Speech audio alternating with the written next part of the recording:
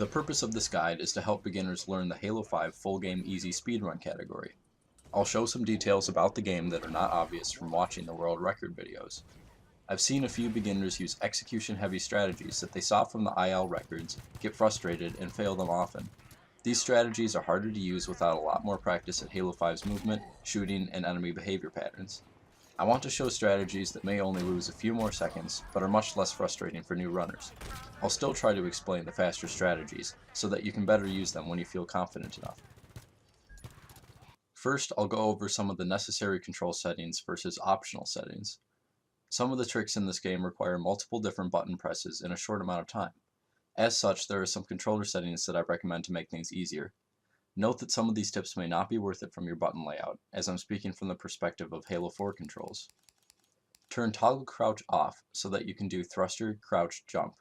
This is generally the quickest way to get around the map, as long as flat surfaces are present.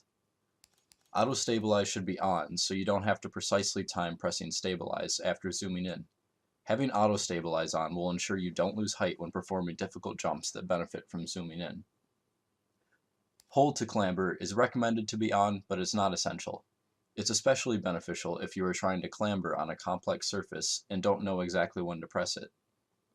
Additionally, with B to crouch and A to jump, you can mash your thumb in between both buttons to keep both of them held when needing to clamber on a really high ledge. This is useful anywhere, but especially at the beginning of Reunion and Blue Team. You can keep maintain sprint on if you want, as the patch version of the game doesn't have ramp slides. You will still need to press sprint again in midair after a thrust slide though. Avoid using thrust slides on downward slopes unless it's an extremely shallow angle, or a steep enough angle where you can just kind of fall fast, like in the Blue Team tunnels. You can thrust slide successfully on upward slopes, but it gets less effective the steeper they are. Additionally, you can start your thrust slide before you even hit the ground if you are moving fast enough. This is helpful when you are in the air and can tell there isn't enough room to sprint to full speed. Most of the time, you will just learn the cycles of where to do the thrust slides as you get more experienced with the levels. Lastly, I'm going to talk about the timing rules for Halo 5, and you can find those by going to haloruns.com, going to the forum, and then going to timing rules. Now, the most important points for us will be the first and the third. The other points are specifically for pre-patch runners that don't have an in-game timer, but it will be useful in case you get the post-carnage report glitch where you just can't see your end time, it's not reported to you, so you have to retime it manually. It'll also be helpful if you feel like the timer was inaccurate for some reason on some of your runs, and you can always retime it manually. But for this to happen, you'll probably want to do a local recording or stream your runs. Now, some of the levels have a few more specific issues, and those are Guardians, Osiris, and Reunion. And Guardians and Osiris like to add a few seconds on the end. Sometimes it's 1, sometimes it's 2. Guardians, for me, typically adds on a few seconds, but it's actually rather accurate. I retimed it manually, and somehow it all added up. So I would trust the in-game timer after, like in the status report for Guardians. Osiris is a little trickier. You can retime it, and sometimes it's a second off.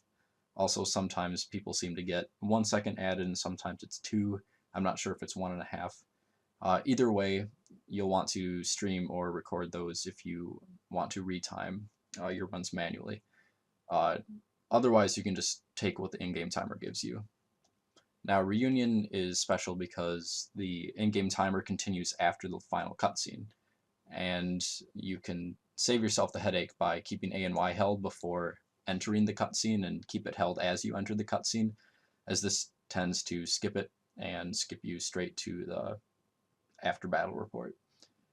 If you don't, the timer sometimes adds maybe 10 seconds to your time, and that's not like a super glitch. It's not really ideal, but it's preventable, so that's why you still have to follow the in-game timer there. But all in all, save yourself a lot of headache and keep A and Y held while entering that cutscene.